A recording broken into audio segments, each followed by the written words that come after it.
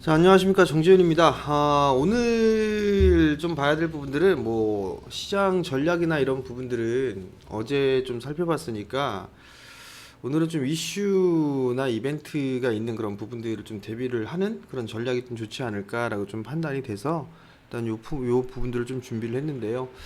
코스닥 150이 이제 동시만기 때에 바뀌죠.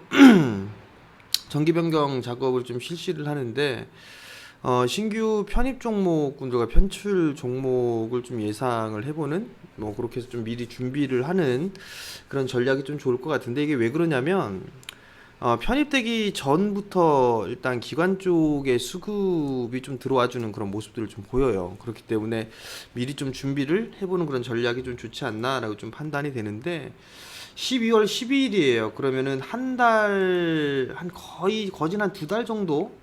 두 달이 조금 안 되게 좀 남았는데, 미리 좀 준비를 해보는 그런 부분들도 한 가지 전략인 것 같아요. 우선 코스닥 편출 예상 종목을 좀 보게 되면, 뷰억스라는 기업이 있어요. 뷰억스라는 기업이 있는데, 역별권역에 있는 그런 상황들이고, 대화제약이 있고요. 대화제약도 역별 종목군들, 세종텔레콤, 뭐 이거는 뭐 별 이상한 종목이죠.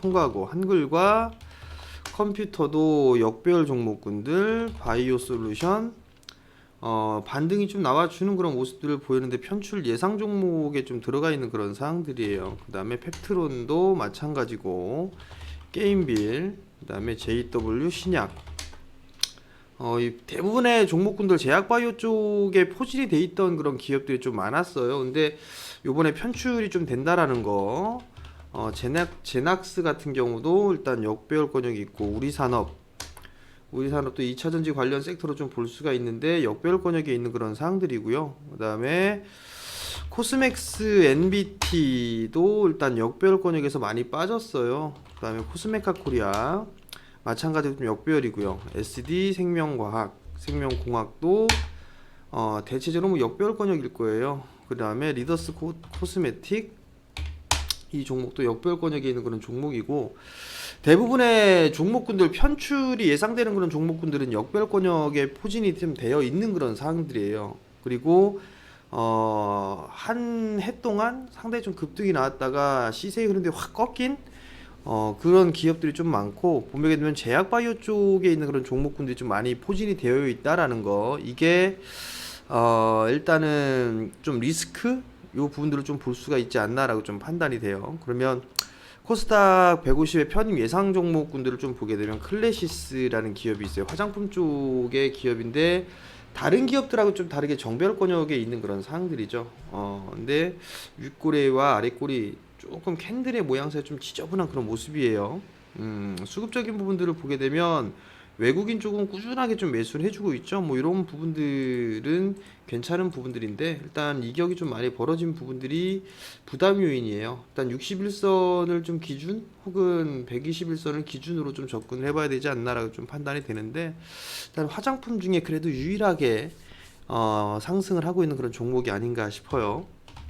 두 번째 종목 네페스도 일단 괜찮죠. 상당히 좀 성장을 할 수 있는 그런 부분들이고, 아직까지는 이렇게 박스권역으로 좀 볼 수가 있는 그런 기업으로 좀 볼 수가 있는데, 수급적으로 최근 들어서 좀 반등이 나와줬어요. 좀 눌러주는 그런 모습들을 좀 보여주고 있는데 20과 60 골드를 좀 앞두고 있는 그런 상황들이고, 한 차례 더 상승하게 되면 쉬어가는 그런 모습들이 좀 나와줄 것 같은데, 3만 원대, 3만 1,000원 이하권역 그 자리대부터 조금 노려보는 전략은 좀 괜찮지 않을까라고 좀 판단이 돼요.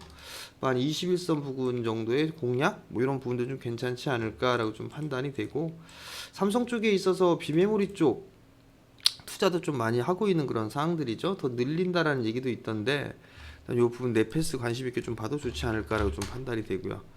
나노스는 과감하게 통과를 좀 하도록 하겠습니다.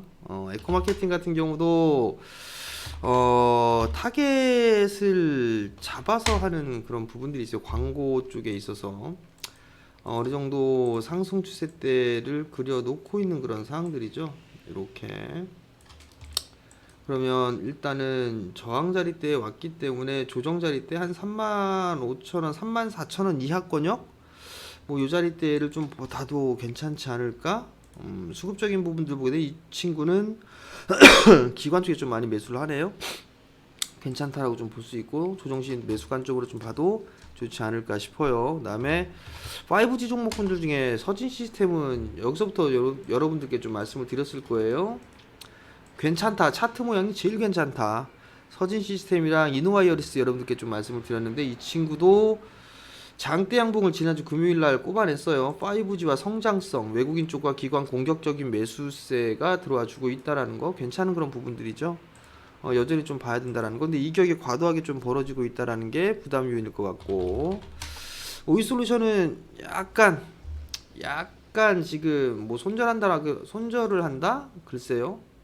성장을 하겠지만 성장의 폭이 좀 둔화되는 그런 모습들이 좀 나와주고 있어서 오이솔루션은 제 개인적으로는 지금 자리대에 들어가고 싶지는 않습니다. 오이솔루션 통과하도록 하겠고 골프존은 일단 박스 하단권역에 있는 그런 상황들인데 61,000원대, 61,500원 요 자리대 딱 3% 정도 리스크 관리 자리대가 있기는 한데 골프존도 그다지 뭐 확인을 하고 들어가는 게 좀 좋을 것 같아요. 21선의 방향성이 돌려 세울 때 뭐 그때 좀 보는 게 좋지 않나라고 좀 판단이 되고요.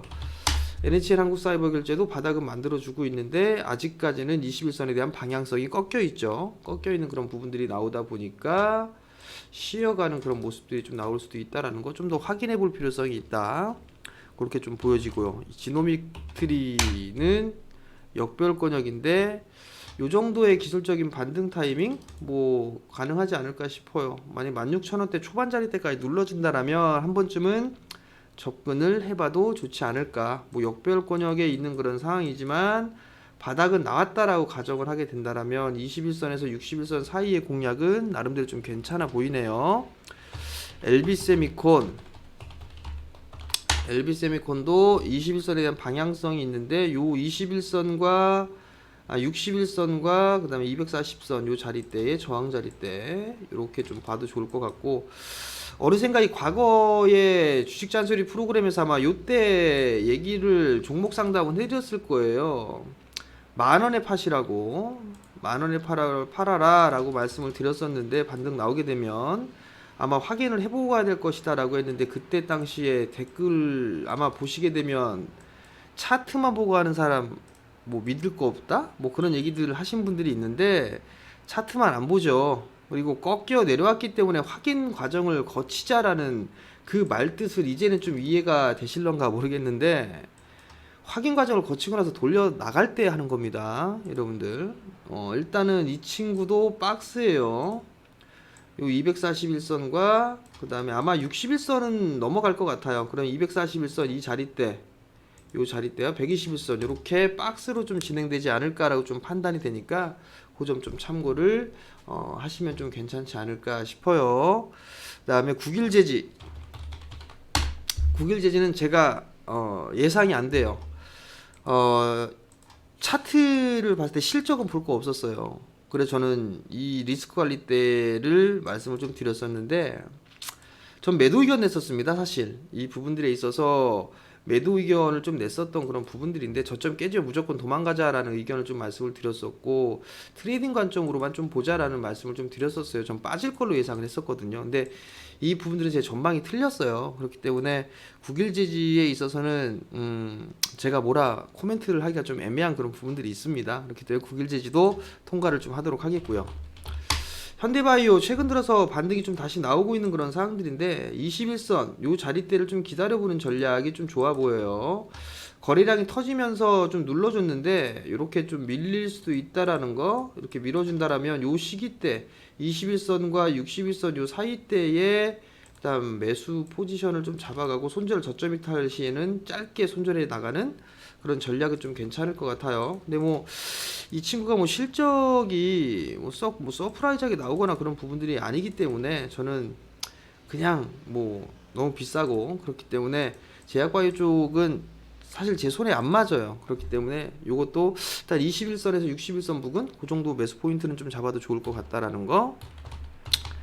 HL 사이언스 요 부분은 저희가 요때 사실 거래를 했었어요. 요때 거래를 했었고 방송에다가도 말씀을 좀 드렸었던 그런 기업인데 3배 가까이 올라갔어요. 3배. 그리고 나서 눌러줬는데 깊숙하게 좀 눌러줬어요. 지금 대주주의 지분이 엄청나게 많아요. 이 기업 자체가 실적도 최고 실적이 좀 나오고 있는 그런 상황들이라 일단 그걸 파악을 하고 매수를 했던 건데 재무 구조도 상당히 좀 좋은 그런 상황들이고 배당이 좀 너무 적게 나와요. 대주주 지분이 70%가 넘는 걸로 알고 있어요. 70%가 안 되네요. 63% 상당히 좀 많죠. 총 주식수도 좀 적은 그런 사항들이고 무상증자나 뭐 이런 부분들 했다라면 참 좋을 것 같은데 요번에 편입을 할 수 있는 그런 예상 종목인데 역배열권역이라 이것도 확인을 좀 해보고 21선 돌려 세우는 자리대에서 좀 보면 어떨까라고 좀 판단이 되니까 요 정도 좀 그렇고 사람인 HR 정배열권역이니까 한 번쯤은 봐도 좋을 것 같은데 캔들의 모양새가 좀 지저분해요 지금. 공격적으로 좀 보는 것보단 21선 이하권역으로 좀 보는 게 좋을 것 같아요. 이 친구는 이렇게 21선 이하권역 그 부분들에서 61선 원저리 요 자리대 좀 매수를 해보는 전략이 좀 좋지 않나라고 좀 판단이 되고요. 마지막으로 신흥 SEC 이 기업이 있는데 역배열권역이라 이 친구도 그냥 확인을 하고 본다. 21선 돌려 세웠지만 뭐 요 자리대가 대량거래가 터지지 않는다라면 요 자리대가 저항 자리대인 것 같아요. 이렇게 보면 좀 좋을 것 같고 일단 코스닥 편출 종목군들 같은 경우는 수급적으로 좀 취약할 거예요. 지금 이 편출 종목군들 예상 종목군들은 시간이 지나면 지날수록 왜냐면 빠져서 이들 종목군들 편입 예상 종목군들을 채워야 되니까 근데 코스닥 150 편입 예상 종목군들 중에도 역배열권역에 있는 종목이 있고 정배열권역에 있는 종목이 있는데 정배열 종목군들이 좀 많죠. 근데 맞는데 이격이 좀 벌어지는 그런 기업들이 좀 있어요. 그러면 그런 종목군은 시장이 출렁거릴 때 출렁거릴 때 분할로 좀 매수를 해 나가는 전략을 좀 취하면 괜찮을 것 같거든요. 대체적인 종목군들 뭐 네페스라든가 서진시스템, 오이솔루션, 사이버결제, LB세미콘 이런 기업들이 성장하는 기업이에요.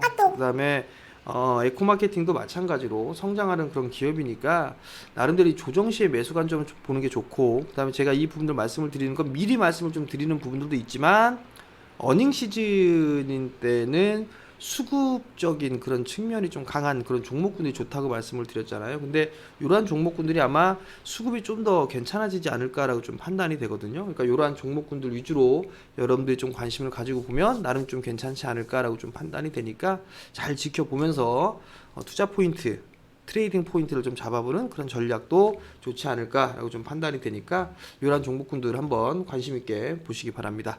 마치겠습니다. 성공 투자하십시오.